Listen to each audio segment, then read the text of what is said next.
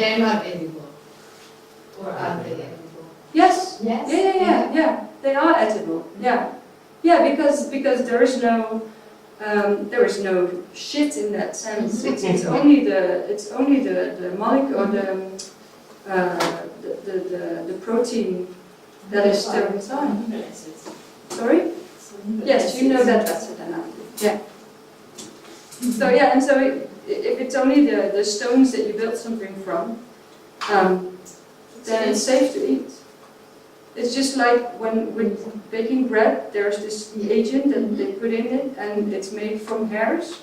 But because they make it back to only the material, there's nothing that reminds of hair anymore.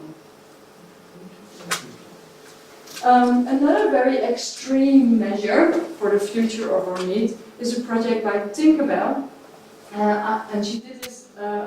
I curated this exhibition about the future of food in general, and where in the future we have to get our food. And she couldn't really find an answer, except that for her it was very clear that she just should not, that we as humankind should just not multiply ourselves anymore, that we just shouldn't increase the amount of people that we are in the world. So in this film that she made for this exhibition, she got herself sterilized because for her this was the only way to deal with the food issue in our future. Very extreme, but for her it was the only way to do it.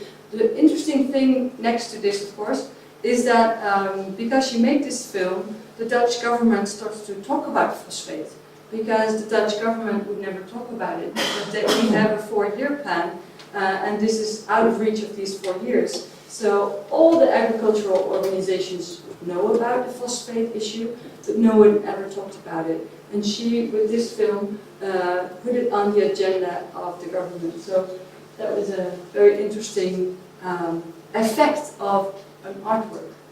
Another extreme measure, since we're already there, is a speculative design by Dune and Raby. And they're using synthetic biology because they think in the future our food cannot really sustain ourselves anymore. It won't have enough nutrients inside to actually feed ourselves. So with special devices, they are suggesting that urban foragers would walk around and filter microbacteria from the air to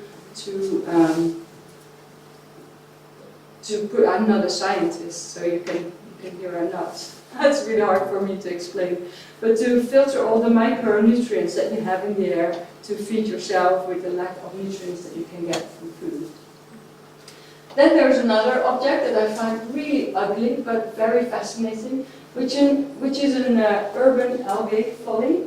And this object has been moved around in different places in Europe, and where it's using sunlight and the process of